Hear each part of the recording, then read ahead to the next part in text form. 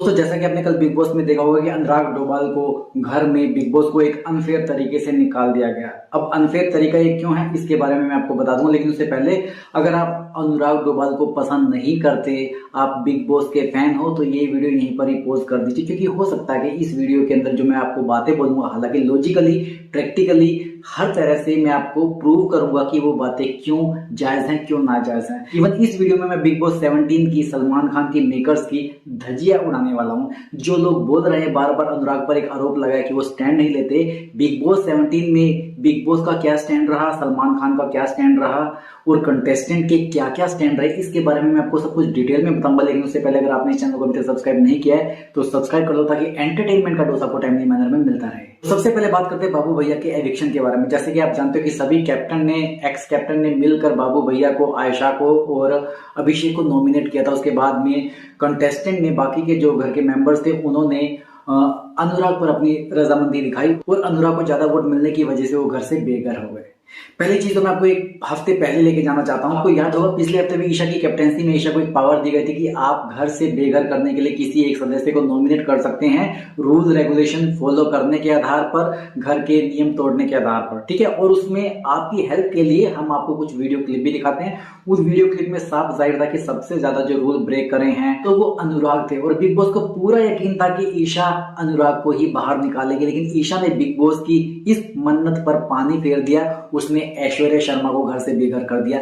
Big boss ने कई बार ईशा को टोका कि ये रूल ब्रेक करने के ऊपर है, रूल ना मानने के ऊपर है, आप देखिए आप गलत डिसीजन ले रहे हैं, बायस्ड हो रही है। तो भी ईशा ने अपना स्टैंड नहीं बदला और अनुराग को बचाकर उसने ऐश्वर्या शर्मा को घर से बाहर कर दिया, ठीक है। तो यहां से ये चीज बहुत से लोगों के मन में आ गई थी कि बिग बॉस हो ना हो किसी ना किसी तरीके से अनुराग को बाहर निकालना चाहते हैं, क्योंकि बिग बॉस भी जानते हैं कि अनुराग का जो एक फैन बेस है वो बहुत ज्यादा है। उसकी ब्रो सेना हमेशा एक्टिव रहती है सोशल मीडिया पर और अनुराग के बारे में टाइमली मैनर में पोस्ट करती भी रहती है, ठीक है। तो ये चीज मेकर्स भी जानते थे कि अनुराग को शायद हो सकता है कि अनुराग ये शो जीत जाए, ठीक है। तो उसको कैसे बाहर किया जाए, तो इस बार भी उन्होंने कल वही चीज दोहराई और अनुराग को घर से बेघर कर दिया। और कल एविक्शन से पहले लगभग सभी घर वालों ने अनुराग के बारे में 2-3 बातें बोली। सबने बोला अनुराग सोते रहते हैं, उन्होंने बिग बॉस शो को कुछ नहीं दिया, कोई कंटेंट नहीं दिया, और दूसरी चीज उन्होंने इस प्लेटफॉर्म की डिसरेस्पेक्ट करी। अब आपको मैं थोड़ा सा और पीछे लेके चलता हूं। अनुराग वो कंटेस्टेंट है जिसने बिग बॉस शुरू हुआ था तभी आरोप लगा दिया था कि बिग बॉस ये शो मुनावर के लिए, अंकिता के लिए, विक्की के लिए बायस्ड है। इवन सलमान खान पर भी आरोप लगा दिया था कि सलमान खान भी बायस्ड है। उन्होंने ये मुद्दा उठाया था, इससे बिग बॉस वाले भी नाराज थे, मेकर्स भी नाराज थे। सलमान अनुराग से बिल्कुल भी बात नहीं करते थे कि आपको तो बाहर की इंफॉर्मेशन चाहिए नहीं, आपकी तो बाहर ब्रो सेना एक्टिव है। इस तरह से उनपे कमेंट भी किया और थोड़ा थोड़ा वो उनको पोक भी करते रहते थे कि आपको मैंने समझाया, आप तो समझने वाले हैं नहीं, इसलिए मेरा आपसे बात करना बेकार है। तो इस तरह की सिचुएशन बाबू भैया यानी कि अनुराग हर हफ्ते झेलते भी थे।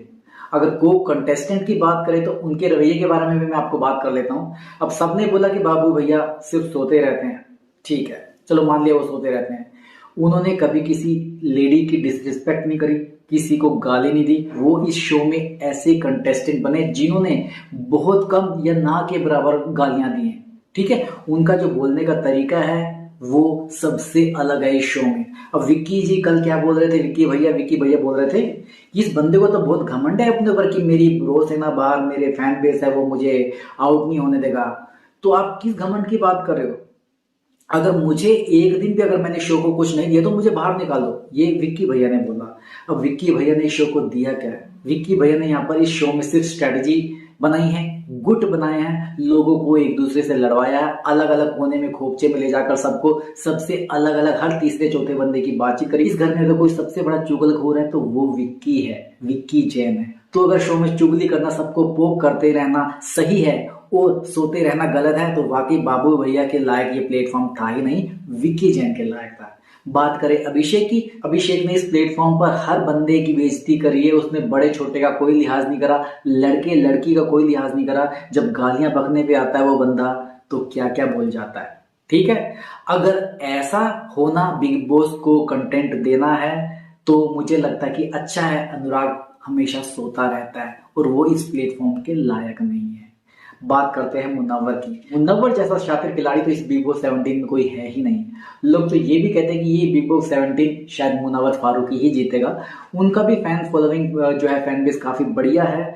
लेकिन उन्होंने शो में क्या किया, जैसा कि कल ईशा ने बोला था, उन्होंने इस शो को पहले 9-10 हफ्ते तो कुछ दिया ही नहीं। वो बिल्कुल फ्लो में एक स्ट्रेट लाइन में चलते रहे, सिर्फ लोगों की लड़ाइयों, उन्होंने एक बॉन्ड बनाए लोगों से ताकि मैं नॉमिनेशन से बच सकूं।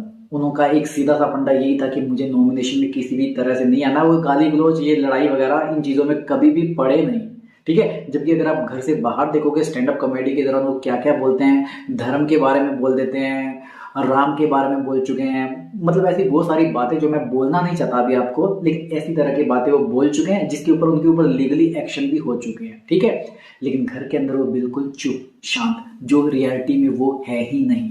एक स्टैंड अप कॉमेडी करने का उनको मौका मिला था घर के अंदर, तो उसमें उन्होंने सब घर वालों की खाट खड़ी कर दी थी, सब घर वालों के बारे में अपने जो विचार है वो रखे थे। और आयशा के आने के बाद में तो आपको पता है कि मुनव्वर की क्या हालत हो गई थी। घर के वो सभी कंटेस्टेंट जो मुनव्वर मुनव्वर करते थे, मुन्ना मुन्ना करते थे, उन्होंने भी मुनव्वर की बुराई करी और उन्होंने भी मुनव्वर के बारे में बोला कि हाँ ये बंदा पैटर्न के साथ में इस खेल में आगे बढ़ रहा है। लास्ट जो इसका शो था रियलिटी शो लॉकअप, उसमें भी उसका ये पैटर्न था। मतलब इस तरह की बातें सभी घर वालों ने करी कि ये बंदा सबसे शातिर सबसे चालाक है। तो उस हिसाब से अगर इस बंदे ने एक लड़की का यूज किया, फिर उसके बाद में दूसरी लड़की आई, ठीक है, और उसके बाद में उससे माफी मांगी, फिर ये लो हुआ, फिर रोया, सलमान खान ने भी झाड़ा इसको। और सलमान ने तो पिछले हफ्ते वीकेंड के बारे में मुनव्वर के बारे में साफ साफ बोल दिया था कि आपको पता है कि ठंडा खाना कैसा होता है। तो मुनव्वर ने कहा था कि बहुत ही बेकार, टेस्टलेस, बकवास।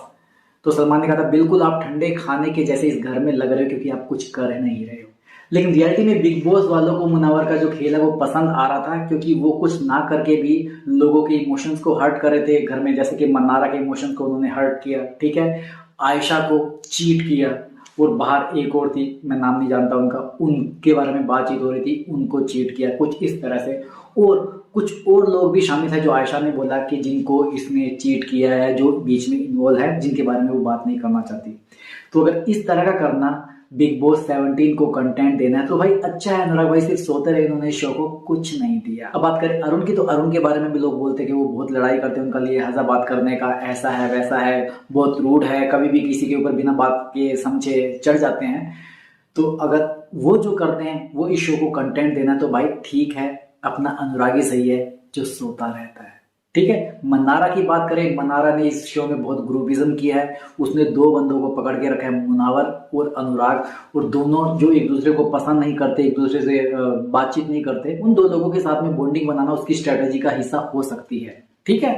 तो अनुराग ने ऐसा नहीं किया। अनुराग ने कहा कि भाई मेरी किसी से नहीं बनती तो नहीं बनती, मैं गेम के लिए किसी से भी रिलेशन दिखावे के लिए, अच्छा रिलेशन दिखाना मैं बिल्कुल भी प्रेफर नहीं करता। तो भाई अच्छा है, अनुराग सिर्फ सोते रहे, उन्होंने शो को कुछ नहीं दिया। बात करें समर्थ की, तो भाई इस बिग बॉस 17 में समर्थ जितना पोक कोई किसी को करता ही नहीं है। जब उनका मूड आता है तब वो अनुराग को पोक करते हैं, जब उनका मूड होता है तब वो अरुण को पोक करते हैं, और अभिषेक के पीछे तो वो लगे ही रहते हैं। वो करते हुए वो अपनी सारी हदें भूल जाते हैं, लेकिन शो मेकर्स उनको कभी कुछ नहीं बोलते, उनके पोक के बारे में कभी भी बात नहीं करते।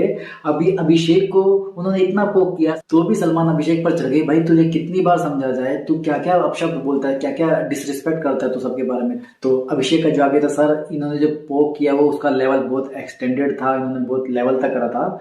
तो सलमान उल्टा अभिषेक को ही पूछने, ये रेक्टिफाई करने की बजाय, हाँ आपको पोक किया गया था, समर्थ भी गलत है, लेकिन सलमान ने इतना बोला आपको पोक किया गया था, लेकिन आपने भी तो लोगों को पोक किया।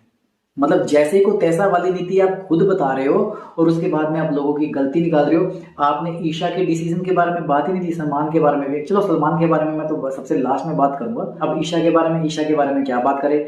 ईशा तो हर कन्वर्सेशन में, हर लड़ाई में, झगड़े में वहां पर पहुंच जाती है अपना पॉइंट ऑफ व्यू रखने के लिए, ठीक है, क्योंकि उसको लगता है कि ये झगड़ा यहाँ पर हो रहा है, अगर मैं अपना पॉइंट ऑफ व्यू रखूंगा तो ये दुनिया को दिखेगा। अगर ये कंटेंट देना है बिग बॉस के लिए तो भाई अनुराग अच्छा है, सोते रहा, बढ़िया शो को कुछ नहीं दिया। अब बात करें नील की, तो मुझे लगता है नील इकलौता ऐसा बिग बॉस 17 का सदस्य है जो मुझे लगता है जिसने इस शो को कोई भी कंटेंट दिया नहीं। एक दो बार लड़ाई जरूर हुई उसकी। तो मुझे पर्सनली लगता है कि बिग बॉस के लिए नील एक अच्छा कंटेस्टेंट है ही नहीं, क्योंकि उसको लड़ाई झगड़े करने या अपनी बात रखने, इन सब चीजों के जो तरीके हैं ना उसके बहुत ही ज्यादा शांत वाले होते हैं। तो मुझे लगता है कि इसी वजह से वो घर से बाहर हो गया, क्योंकि उसने भी अनुराग की तरह शो को कुछ नहीं दिया। और अंकिता की बात करें तो अंकिता ने भी शो को बहुत कुछ दिया है बिग बॉस 17 की फॉर्मेट के हिसाब से। उन्होंने हर जगह पर जाकर सबकी चुगलियां करी है और सबको एक लाइन आप देखोगे हर एक बंदे को बोले, देख मेरे को तेरे साथ में कुछ ऐसा नहीं है, बट तेरे साथ में मेरा एक अलग से बॉन्ड है, मैं चाहती हूँ कि तू उस दायरे को मेंटेन कर रखे, मैं तुझे कुछ नहीं बोलूंगी, ठीक है। हर बंदे को ऐसी ऐसी बातें, चिकनी चौपड़ी बातें बोलकर उन्होंने अपनी तरफ करने की कोशिश करी है, उन सबसे उनकी लड़ाई भी हुई है, ठीक है। तो ये उनका कभी भी किसी चीज के लिए उन्होंने स्टैंड नहीं लिया। उन्होंने स्टैंड लिया तो सिर्फ अपने पति के लिए, इवन अपनी बातों के लिए भी उन्होंने स्टैंड नहीं लिया। लेकिन हमारा अनुराग भाई गलत है क्योंकि वो सोता रहा, उसने कभी भी स्टैंड नहीं लिया बिग बॉस के हिसाब से। तो भाई ये तो मेन कंटेस्टेंट थे इस शो के, जिनमें से कोई ना कोई विनर जरूर बन जाएगा। अब अनुराग के बारे में एक बात और बोली गई कि भाई इस बंदे ने कभी भी किसी का स्टैंड नहीं लिया। एक्चुअली मुझे लगता है कि अनुराग ने हमेशा स्टैंड लिया है, चाहे बात मन्नारा की हो, मुनव्वर की हो, अरुण की हो, किसी की भी हो। अनुराग जब बोलता है उसने हर बात पे अपने पॉइंट ऑफ व्यू रखे हैं, अपना स्टैंड लिया है, लेकिन उसके स्टैंड को अहमियत नहीं दी गई क्योंकि बिग बॉस वालों ने उसकी फुटेज एक तो दिखाई नहीं। बिग बॉस वालों ने एक भ्रांति फैला दी कि अनुराग तो सिर्फ सोता रहता है। अब 10-15 दिन पहले की बात को छोड़ दें, उससे पहले कभी आपने किसी के मुंह से सुना ऐसे कि अनुराग तो सोता रहता है? सबने तहलका के बारे में बोला, अरुण के बारे में बोला सोते रहते, इवन खानजादी के बारे में बोला। उस टाइम पर भी अनुराग के बारे में कभी किसी ने ये नहीं बोला कि अनुराग तो सिर्फ सोता रहता है, ठीक है। जितना अब एक हफ्ते में पूरा का पूरा एक स्टोरी तैयार की गई, फिल्म तैयार की गई अनुराग के अगेंस्ट, ताकि व्यूअर्स को ये लगे कि अनुराग अगर शो से बाहर जा रहा है तो उसने शो को कुछ नहीं दिया। कल के एपिसोड में पूरी की पूरी एक फिल्म की जो स्टोरी है पूरी तैयार की गई। सबसे पहले तो कल पूरा का पूरा फोकस अनुराग पर था, ठीक है। अनुराग को कल सोते हुए दिखा गया, कुकड़ू बजा था, ठीक है। उसके बाद में अंकिता को बात करते हुए दिखा गया, अनुराग बहुत घमंडी है। विक्की को बात करते हुए दिखा गया कि अनुराग अपने फैन बेस पर बहुत घमंड करता है। अनुराग और मुनव्वर दोनों की आपस में लड़ाई, दोनों ने एक दूसरे को पोक किया, अनुराग ने भी किया था मुनव्वर को पोक। अंकिता भी मुनव्वर के साथ में अनुराग के ऊपर लग गई, विक्की भी आ गए, ठीक है, ईशा भी आ गई, अनुराग तू गलत है, तू घमंड करता है। तो सबने ये चीज बोली अनुराग को, पूरा का पूरा एक बेस तैयार किया गया।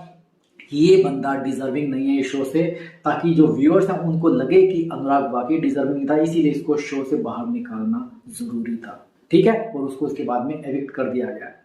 तो भाई एक बात मुझे बताओ, बिग बॉस 17 जो शो है वो किन के लिए है? व्यूअर्स के लिए है या कंटेस्टेंट के लिए? और अगर कंटेस्टेंट भी हैं इस शो के अंदर तो वो किसके लिए हैं? व्यूअर्स के लिए हैं। तो इस शो में अब तक जो पिछले 17-16 सीजन थे, तो हक किसको था बिग बॉस से किसी भी कंटेस्टेंट को बाहर निकालने का? व्यूअर्स को था। वोटिंग के आधार पर कंटेस्टेंट बाहर जाते थे। अगर कोई ज्यादा धक्का मुक्की करता था, गाली गलौज करता था या एक्सटेंडेड कुछ नियम तोड़ता था तो उसका हक बिग बॉस ले लेते थे। लेकिन इस केस में ऐसा नहीं हुआ। इस केस में डायरेक्टली उसको को कंटेस्टेंट के द्वारा एलिमिनेट कर दिया गया। क्यों? क्या ये फेयर है? अब आप खुद बताइए, क्या बिग बॉस खुद डिसाइड करेंगे कि इसका विनर कौन होना चाहिए? व्यूअर्स को कोई हक नहीं है विनर्स के बीच में डिसाइड करने का। आप कंटेस्टेंट को किसी को नॉमिनेट करने की ऑप्शन दे सकते हैं, हमेशा से देते रहें, दैट इज ओके, क्योंकि फाइनल डिसीजन व्यूअर्स के पास में होता है। हम जनता के हाथ में होता है कि हमको किसको बिग बॉस के शो में देखना है, किसको नहीं देखना है।